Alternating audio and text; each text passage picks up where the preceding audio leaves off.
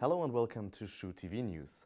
Some of our topics for today: protests against zero-hour contracts in Sheffield, a candlelight vigil for the victims of the recent terror attacks, and Sheffield Hallam's International Music Festival. But first we go to Leeds, where a large fire at a factory has caused major disruption in the area yesterday. Our reporter Shirley Henry was on the scene today. Investigators survey the damage the day after an intense blaze. Nearly half of this factory in Rawdon has been left in ruins. At its height, about 100 firefighters tackled the blaze at Airedale Air Conditioning. Hundreds of workers were on site at the time. Thankfully, they were all safely evacuated. But concerns about 60 gas cylinders led to road closures and disruption. The contents of an acetylene cylinder are quite volatile, particularly when put under heat. It's something that we have to monitor and control very carefully, which is why we had to close the road last night, which caused significant disruption to the commuting traffic. It couldn't have happened at a much worse time, really. We had to monitor those constantly, and actually we're still doing that as we speak now to ensure that they're safe. Today, many workers return to the site to collect belongings, survey the damage and consider their future.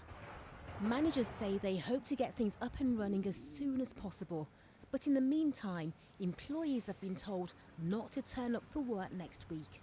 Shirley Henry, BBC Look North, Leeds. Here in Sheffield, a demonstration against zero-hour contracts took place earlier today. About 50 people gathered at a McDonald's restaurant in the city centre. The protesters wanted to ban these contracts where the employer is not obliged to provide any minimum working hours. They also called for a £10 minimum wage. Business leaders defend these contracts. They say this allows more flexibility. Sheffield Hallam Students' Union held a candlelight vigil in front of the university's main entrance today.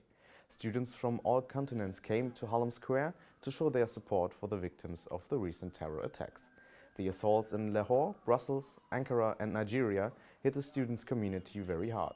Therefore, the organizers wanted to send out a statement of unity and for world peace. The students were happy to see so many participants taking part in the commemoration. And staying at Sheffield Hallam University, an international week-long festival was held there to celebrate their staff and students' diversity. About 50 different performances took place all over campus. Music acts and workshops hosted by students and guests attracted hundreds of visitors every day. Organizers of the event appreciate how many people got involved this year. It takes us all year of planning Shoefest, yeah, but I guess the students and staff that put on the events, they do a lot of the work for us as well.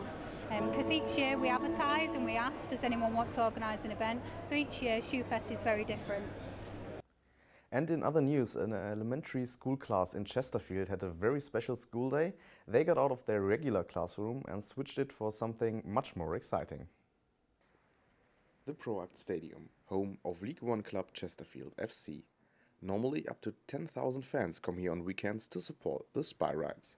But today 12 pupils from Mary Swanwick Primary School made the stadium their classroom. For the whole day, the kids' timetable was linked to football. 4 professional club coaches supported them and their class teacher in the learning through the day. It's been a great day. From start to finish, children have really enjoyed it. Range of activities, we've done some maths, English activities, speaking and listening. Basically, it was a package tailored to our school, history needs, geography needs, physical activity as well. I think the children have got an awful lot out of it.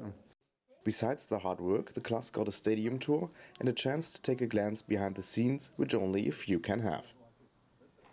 A special bonus on the day, the kids got to be flag bearers for the reserves team to round up their experience. For the club, it was a successful day. The Community Trust is already working on plans to give this opportunity to other schools too. So over the next 6 to 12 months or so, we're going to look to start working in a lot more primary schools in the area in terms of PE lessons, after school clubs, day trips down to the Proact Stadium as well. So there's a variety of different things we can offer. Our aim is to try and get every school in Chesterfield to come and join us for at least a day. I mean, there's lots of schools in the area, and it's a great opportunity for us to engage with the local communities and get them down to the Proact Stadium. So Chesterfield's football stadium will be the biggest classroom in Derbyshire for the summer. Sebastian Hoffmann for Shoot TV News. I wish we could have done something like that when I was that age. Anyway, this is it from Shoot TV News for today. Thanks a lot for watching and goodbye.